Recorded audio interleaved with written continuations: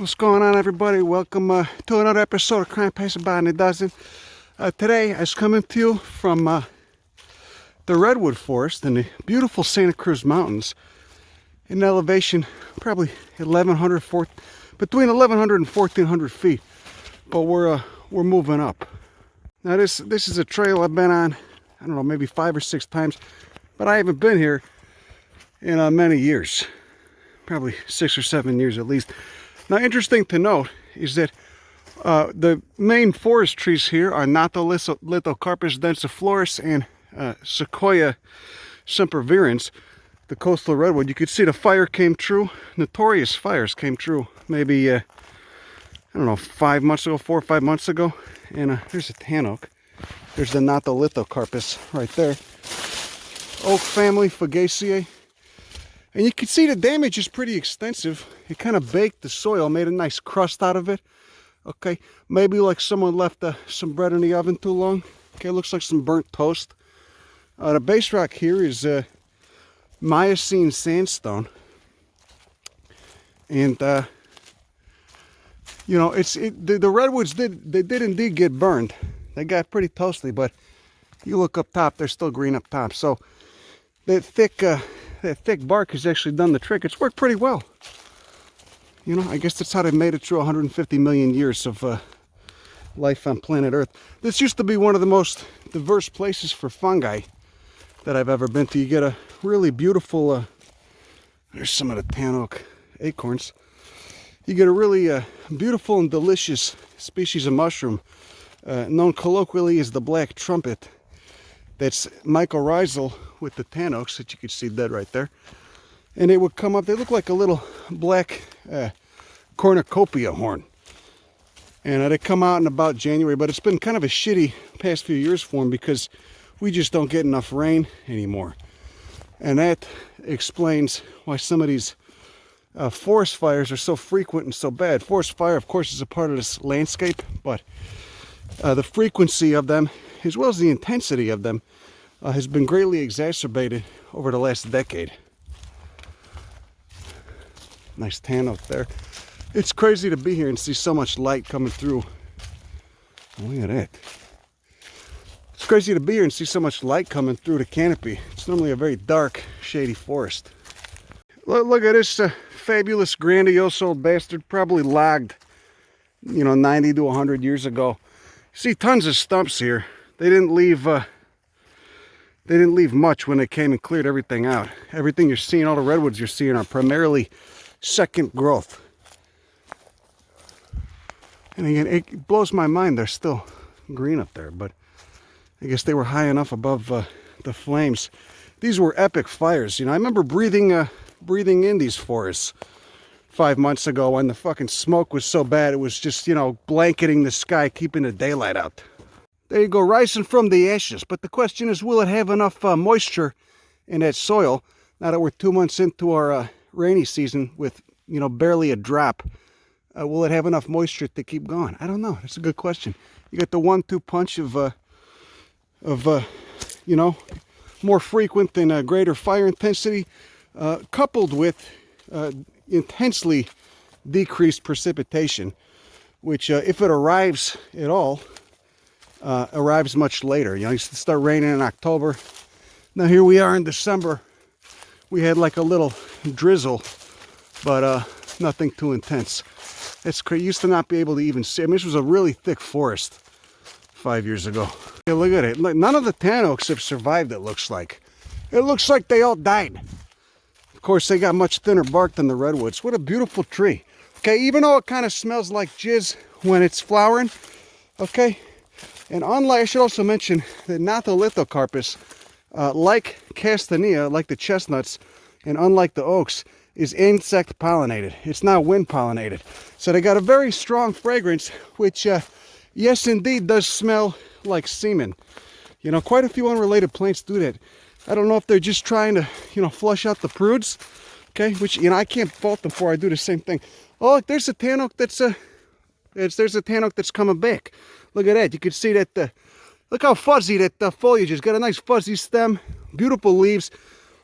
Okay, this tissue soft still has not hardened up, but you know, they can be almost chestnut leaf size when they're mature. There you go. Nice huckleberry coming back too. Delicious. This is the first live one I've seen the whole hike up.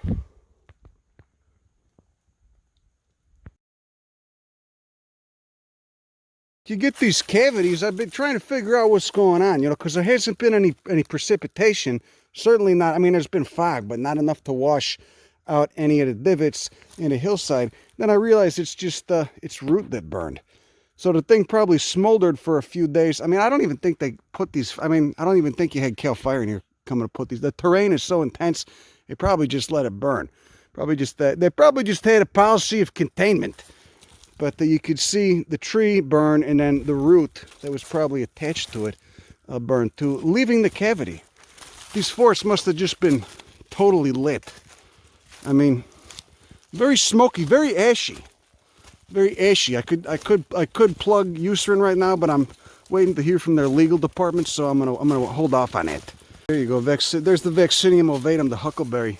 Delicious when they're fruiting, but it's not going to be happening this year, as you could see. They just, you know, we're actually not even supposed to be here right now. The area is technically closed to avoid any liability or lawsuits. Okay. Don't want to get Peter Francis Geraci on their asses. Yeah, now see, everything's toasted. This wouldn't be so bad if precipitation was a given, but there's no rain in the... Here we're almost halfway through our rainy season. There's no rain in the forecast. Barely had any rain lately. There's another one of those root cavities. It's not looking good for Northern California forests. For any for any of California forests. Is this state gonna be is it gonna be sustainable to have a population of 50 million here in 40 years? I don't know. I'm gonna lean towards no. There you go, nice money shot of some root cavity burnouts. See that right there? All the roots just charred. Probably took a few days to smolder, but when they did, they left those massive divots. It's interesting from the fact that you could see how extensive the roots were. You could see that was a redwood stump that got logged probably 80 years ago. These are all secondary sprouts. The same tree, same individual. And looks like they're fine up at the top. They're still green. The Tanoaks are not fine though. Tanoaks did not come out of the fire unscathed. Yeah, there you go. There's a massive root cavity.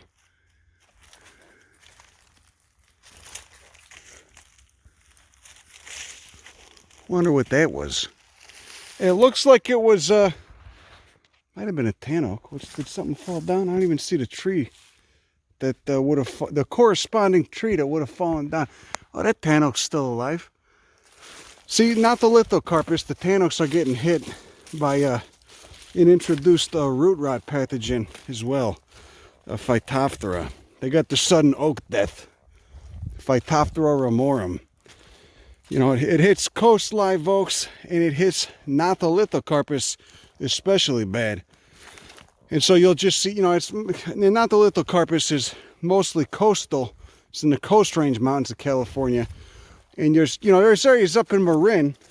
If you go up there, you know where all the snooty people live? You go up there, and you'll just see forests of dead tan oaks. And they got this Ceroxylon canker on them, which is actually a secondary pathogen. It's a fungus that hits them after they're dead. Looks like a little black golf ball just erupting over all over the bark. This used to be such a beautiful forest, man. You know, and I got enough long-term awareness, at least, of how these ecosystems work. I mean, I'm still a jackass, but I got enough long-term awareness of how these ecosystems work to know that fire is not necessarily bad, but when you couple it with too heavy of a population density and a decreasing precipitation regimes and hotter, drier summers due to the climate change that all the grandpas don't want to believe is happening, then it ends up being a little bit more serious. Not a root cavity right there. Okay, moving on along. Here we go.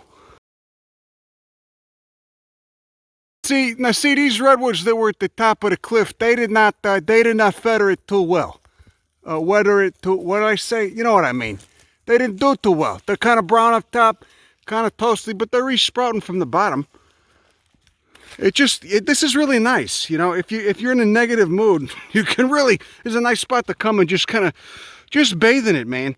Just marinate, you know. Just kind of got the whole post-apocalyptic thing going on. Kind of looks like, you know, that Cormac McCarthy book that made everybody depressed. Kind of like that, you know. Just the whole kind of post-apocalyptic thing. Pretty good. You got an arbutus coming back. You got a madrone coming back. There must just be enough moisture in that ground still to, you know, to give it the boost it needs. But it could really use some fucking rain. God damn.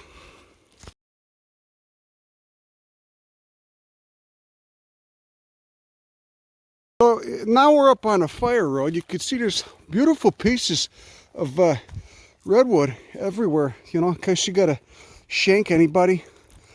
But yeah, texture on that wood's very beautiful. You can see the dozer tracks. They had Cal Fire up here. Had a bunch of the Cal Fire people doing their thing. Bulldozing, driving the bulldozers around, doing donuts, trying to create fire breaks and whatnot. I don't know if it did any good though. The fire was pretty strong. Kind of just wiped out. I don't know, they're still green up there. Like I said, most of the redwoods came out okay, but you still have the general theme of black and beige. Now here we go. Here's some nice post-fire erotica. Some of that orange fire following fungi. Looks, hey, it just looks like to be the mycelium right now, but you know, again, you give it a little bit more moisture, who knows what what'll end up fruiting is. But pretty impressive. Now at the top of the ridge, you could really see the sandy bottoms, and again, it's due entirely to that Miocene sandstone. That coastal uplift. You can see the sun over there. Got about 2 or 3 hours of sunlight, which means we will be walking down in the dark. This will be about the 4th or 5th time I've done that. Almost breaking my ass on those nasty switchbacks downhill. And of course the Pacific Ocean is maybe, I don't know, maybe a mile or two to the west in that direction. Every time I come here, it's just a fucking brutal, you know, it's just the hike is really kicks your ass. Yeah, so this could be a real bad year if we don't get any rain. Again, the only moisture that these trees are getting is due to the fog from those cold ocean currents offshore, about a mile or two.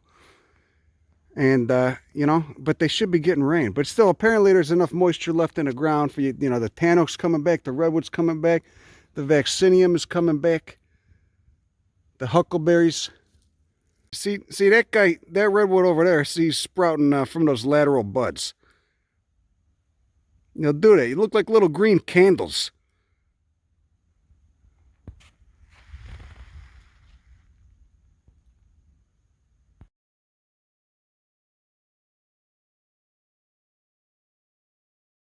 Oh, and it wouldn't be the Anthropocene without a mylar balloon. What kind of knob purchases mylar balloons, huh? Yeah, there you go. There's some nice green candle action.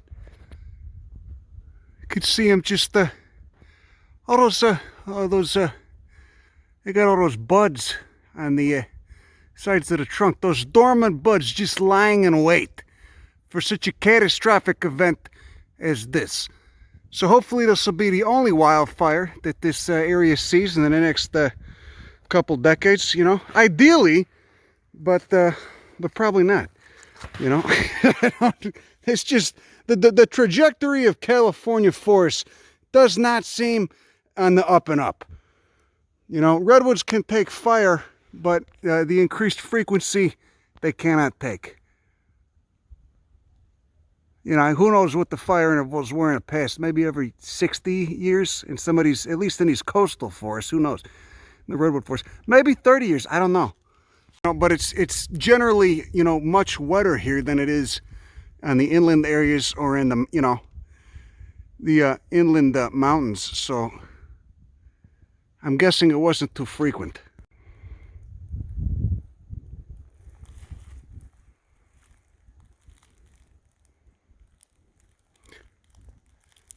Let's see the Natolithocarpus, they got rocked, okay? They're all dead. I think everything's dead. This would have been theoretically the hottest part. We're at the top of the ridge. But they're coming back, okay? they're coming back. But again, they'll just get the, you know, they'll get all fucked up again if they don't get enough moisture this year. So, what a great tree. It's too bad, you know. It's too. This is a tree that will in 100 years have experienced a drastic range reduction.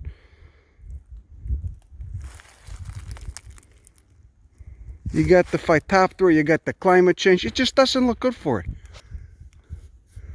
You get a Northern California subspecies that only gets about 10 feet tall and has a little bit different of a leaf shape.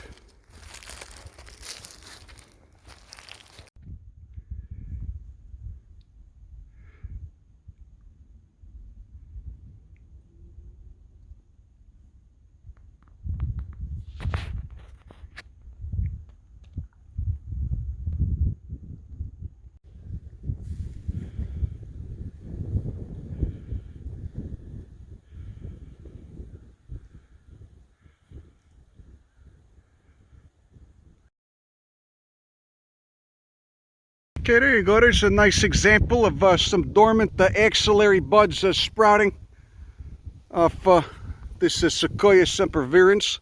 We'll just go in. I'll show you how resilient the bark is. What a nice Melaleuca trees in Australia do this too. Just really thick, fibrous bark.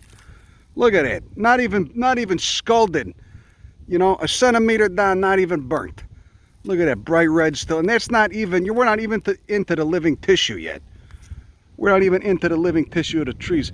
So that, you know, that explains how these trees have made it out of the Jurassic just fine. Ooh, the wind's picking up a little bit.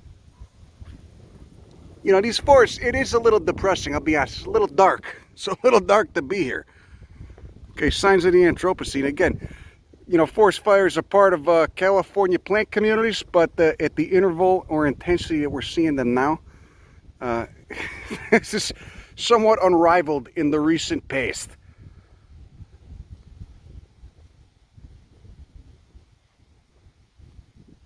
Oh look, the pampas grass burned. One of our worst invasive species in coastal California. That's nice. That's nice to see, isn't it? You think this will come back? Probably.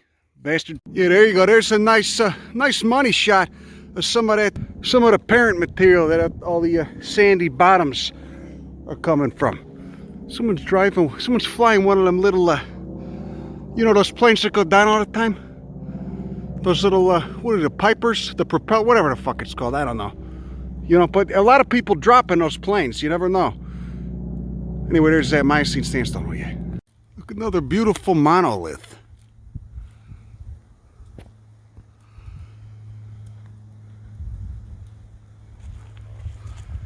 You look, he's got a bunch of stump sprouts coming up.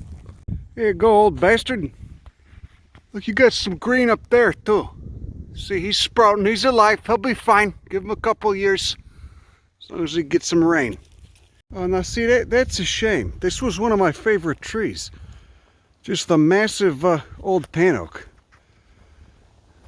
But looks like he got toasted in a fire, and then Cal Fire probably decided to axe him just to decrease the risk of him falling on the road. He got burnt up. I wonder how old he was. Oh, the saw scars make it a little hard to see the rings, but you could see all the tannins. It gives it its colloquial name.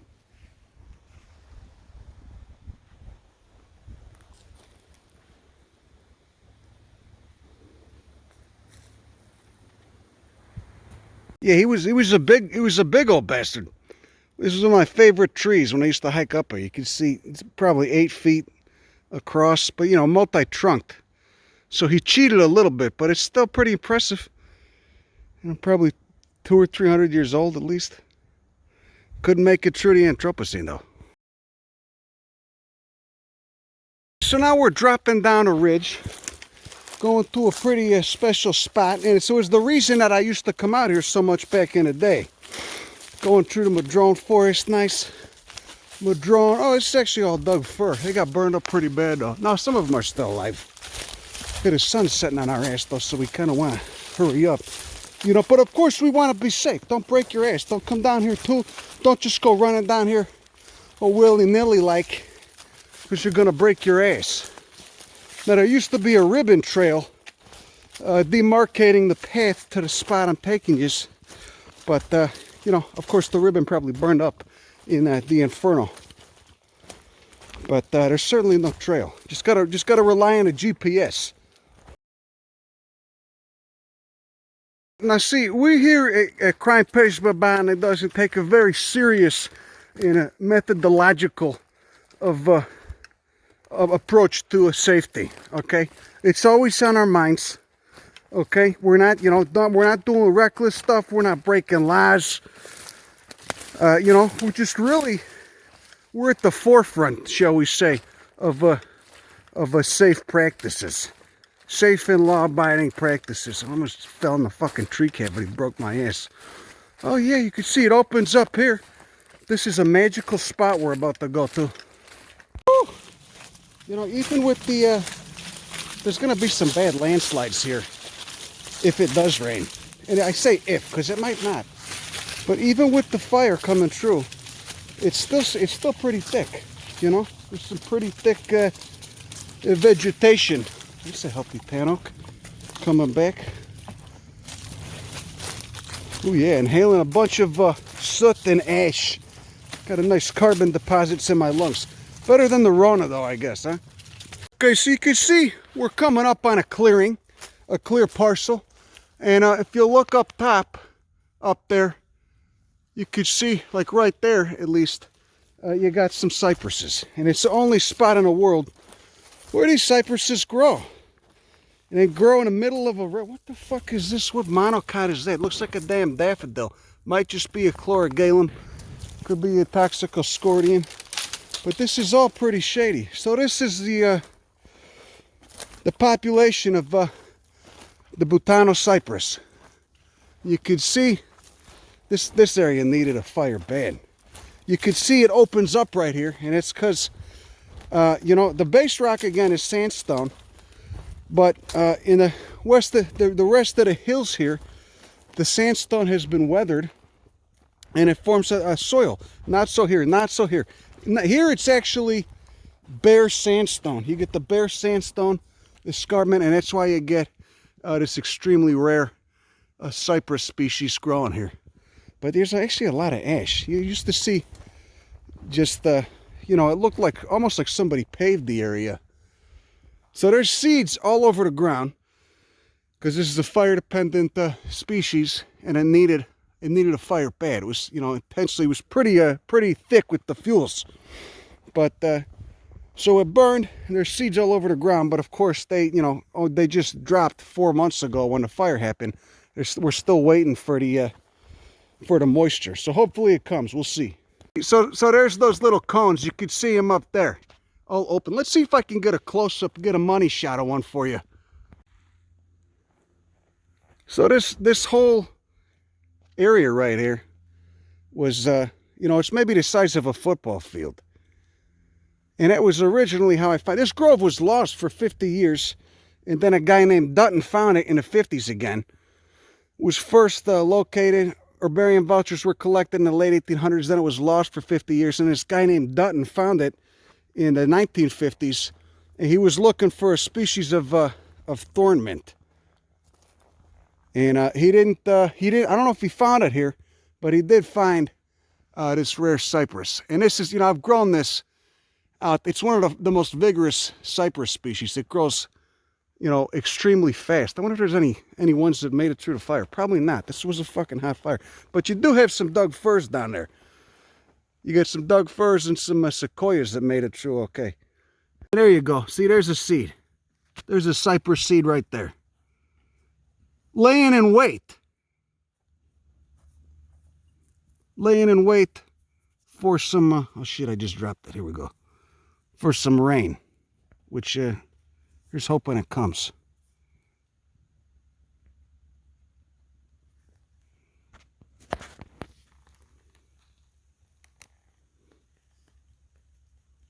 Hold me closer, tiny dancer. Hold my hand while I walk on a freeway. It's not how that song goes. What am I talking about? But you could see the little seed right there. There's all kinds of them.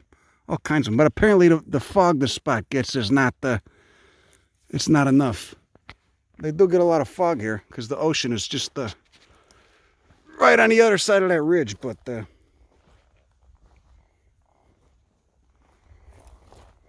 this was such a great spot. Yeah, see, there you go. There's some more of the bare sandstone. Boy, we are fresh. This is, oh, fuck. This is free, this is, right post-fire. There you go. There's these. Oh, yeah. Okay, there you go. See, there's a nice close-up of those cones. You can see they got scales, just like the little pentagons or hexagons on a soccer ball. Oh, there's still some seed dropping out. Oh, there's quite a bit, actually. So these are open. They're they're open outer, but the scales are held together by the resin, and of course, so these cones might have matured 10 years ago, 5 years ago, who knows. They'll stay attached to the tree, laying in wait for a fire. Once the fire comes through, melts that resin, the scales pop open. The tissue, I believe, is still living. At least the branch is still living. You probably got who knows if the vasculature of the cones is still alive or not. Either way, fire, if it is, the fire kills it, melts the resin holding those scales together, and the seeds drop out right there.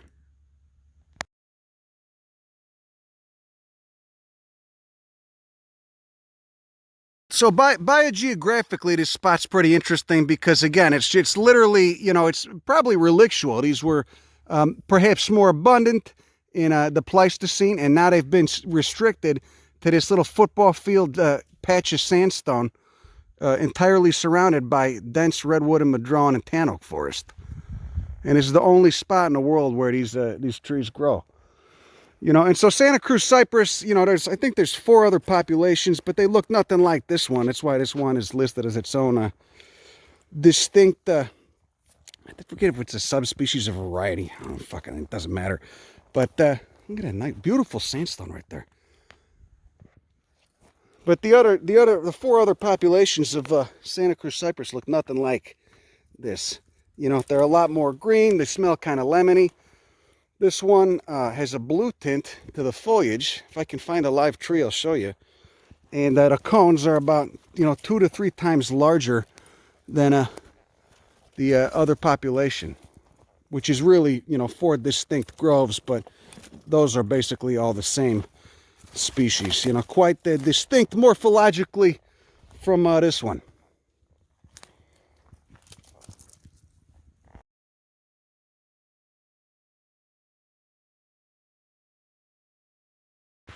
Oh yeah, I remember this tree specifically. See, here's the nice bare patch. Okay, and see, that's why they grow here, because nothing can compete with them on this, bare sandstone. You're not going to get redwoods growing out of this bare sandstone. That was a beautiful individual right there. I specifically remember that one. It's been 5 or 6 years. Look, you got the mossy moss too. So all the species of cypress in California, all of them are fire adapted. They need fire. Their cones won't open with fire. There's only one, Monterey cypress, that its cones just open at maturity. You don't need the fire. You get some. What is this? Wonder what that is. It's really a shame, the no rain thing. But look at this bare escarpment of Miocene sandstone.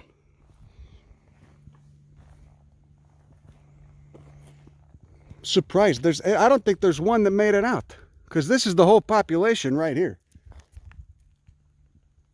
You can see the forest is over there. That's one edge, and then the other edge is just right over there.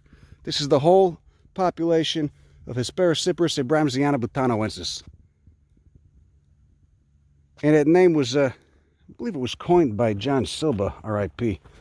He was the one that realized that this population was morphologically quite different from the other 4, and had probably been separated from the other 4 for much longer of a period of time than they had been separated from each other. So, you know, you got the nice whole biogeographic thing going on. Okay, pretty interesting. I think so. Fuck, none survived. You know, but cypresses, they don't live too long anyways. How old they, most end up what, like 200-300 years, I think? And then they just kind of die and fall down, you know? Kind of like people do, but they got maybe, you know, 100 or 200 years on top of us. So it's sad, you know? It's a little sad, but this area needed a fire pretty bad. You know, it hadn't had one in a while. The trees were quite old, at least for cypresses. So hopefully you saw all those seeds. This will lead to a bunch of recruitment if we get decent rain again this year. I'm looking for seeds right now on that burned soil. Looking for any more of them.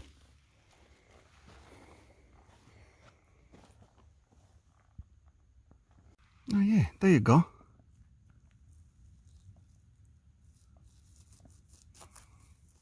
So this place, if we get good rain, should be awash in cypress seedlings.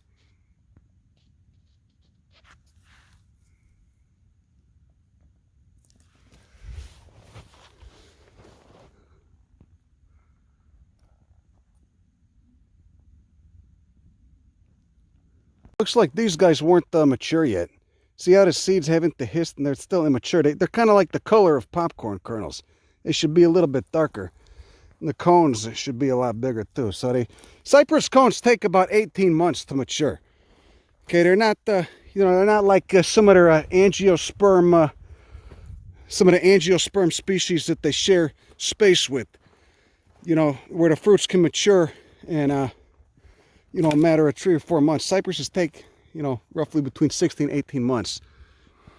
There used to be some Vermontodendron up there, some flannel bush.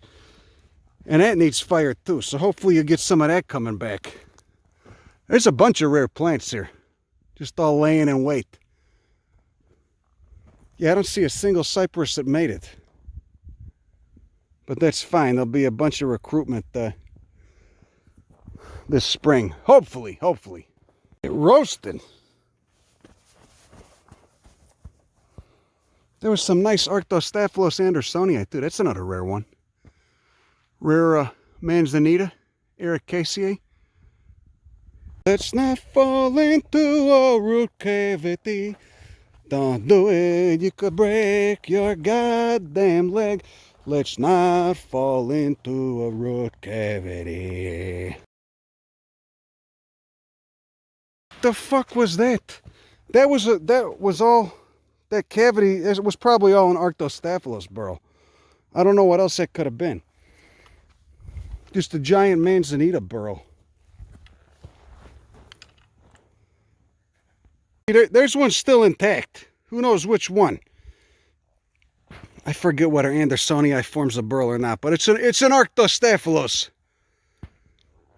You delicious bastard. You think there's any dormant buds in there? I think he might be dead. I think that might be toast. Hard to say. That's crazy. So there's not a single living tree. The entire population right now, the entire extant population of Butano Cypress exists solely in the soil seed bank, and there's probably millions of seeds waiting to germinate, which again could get royally fucked if we don't get any. There's a seed right there. If we don't get any rain. So in a way, it's kind of like this tree is behaving like an annual. Yeah, there's a cypress seed right there. The whole population is gone right now. But again, it didn't make it here. You know, it's a... Oh, there's a manzanita coming back. Look how pubescent the stem is on that guy. But again, this cypress, you know, it hasn't made it into the Anthropocene just by sheer luck. You know, it's got adaptive strategies. So you got a massive seed bank full of millions of seeds waiting to germinate if we get any rain. And there will be just a fucking thicket of cypress. You ever seen a cypress forest after there's been a big burn? I've seen it with Baker cypress. I've seen it with Tecate cypress down south. That's another rare one from Southern California. You get them down there by the town of Corona in Orange County. But you know, it's a thicket. When they all come up, you know, they're coming up way too close together, you know, and of course they'll be thinned out just by some of them dying, you know. So actually sometimes they don't. Sometimes like McNabb cypress, I've seen you just get a fucking thicket you can't walk through. It's like a corn maze of cypresses, and because they're growing so close together, none of them get really big. But if you get a couple that get some space, you know, we don't have to compete with their neighbors too much, they can get rather large. But it'll be just a flush of green. Again, counting on if we get rain this year.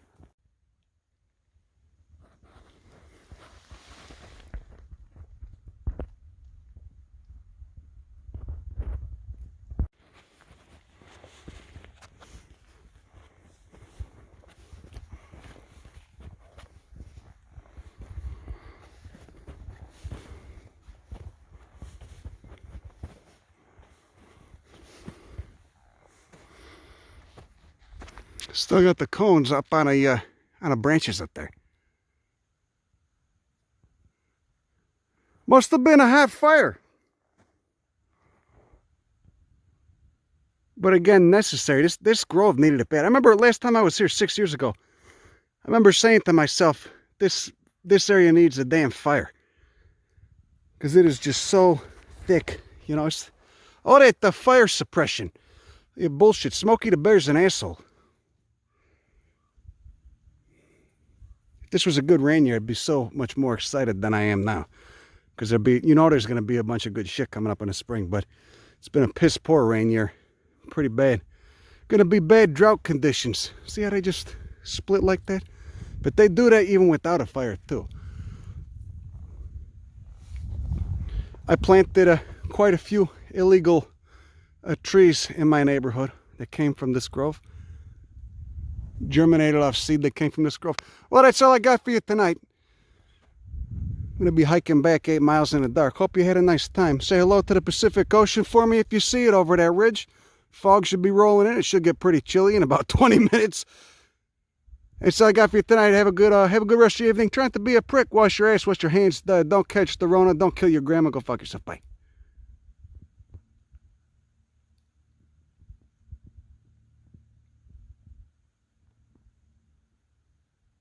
Oh yeah, there's nothing like hiking steeply uphill through burn scars and downed debris.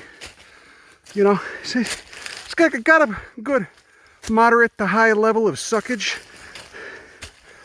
Oh, at least now I don't have to go home and do my Brazilian butt workout. You know, I can give it a rest tonight. Give the old glutes a rest. Oh, fuck. After ascending 1,500 feet in elevation through a burn scar. Okay, so coming back down through the forest, we could see they're doing some timber harvesting. This is I just counted the rings. It's probably a 600 or 700 year old redwood. You know, it made it through the past 600 or 700 years, but it didn't make it through the Anthropocene. And so now, you know, it might even still have been alive, just severely burnt on the outside. You could see, actually, it doesn't look like the actual bark is too thick right there. But either way, you know, I don't know why they cut it down now. Who knows? I mean, maybe it was unstable. It was on a slope. But it's a fucking massive, it's a massive board. And of course, this is, you know, this is still a juvenile compared to how old they can be, upwards of 2,500 years in some cases. There's the, just so you can get an idea of how thick those growth rings are. I smell a skunk around here too. I wonder if there's one living under this thing at the moment. Yeah, so about 1 inch corresponds to 10 years. And then the whole thing is about, I don't know, 5 feet in diameter. There we go. Okay, so that bark on the other tree had been, you know, it'd been ripped off probably by one of the machines they were using. You could see there's some, you know, there you go. That's almost 8 inches of thick, shaggy bark on this little boy.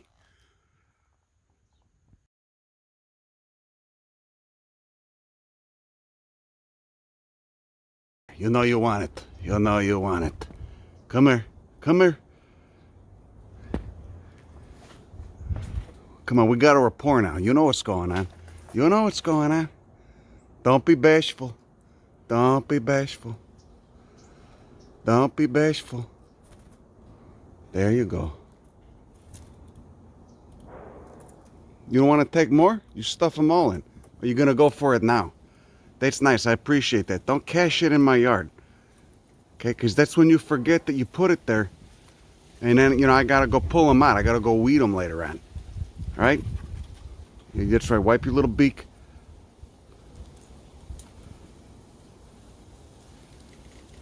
You going to stuff a couple in there? Or, no, don't. Please don't stick that in the ground. Don't do that.